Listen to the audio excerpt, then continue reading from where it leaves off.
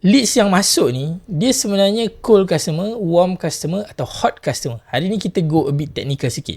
Kenapa kita perlu tahu? Sebab kalau semua customer ni kita treat secara yang sama, kita layan cara yang sama, so end up kita akan wasting time, atau orang tu pun mungkin tak interested sebab tak kena dengan apa yang dia nak. Ciri-ciri dia.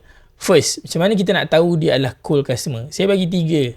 Satu, dia very generic. Sama ada dia tanya, boleh dapatkan lebih info.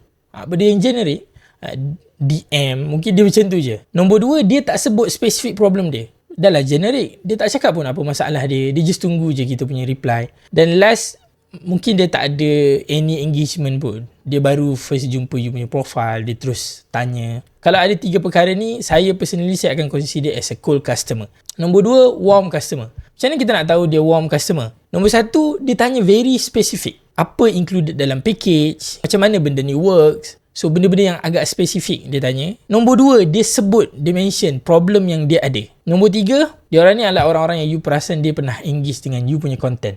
Kalau ada 3 karakter ni, saya personally consider as a warm customer. Nombor 3 adalah hot customer. Hot customer ni, dia punya soalan sangatlah straightforward. Contoh, berapa harga? Berapa charge?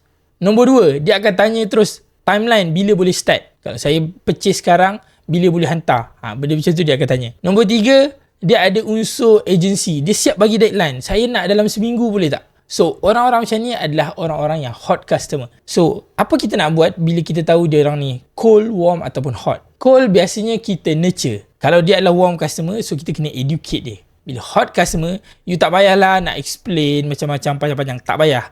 Straightforward, macam mana nak memudahkan urusan dia buat purchase. That's it. So, kalau benda ni berguna, you boleh share dengan kawan-kawan you atau you punya staff ke, so that dia understand bila dia berhadapan dengan customer macam ni, apa dia kena buat.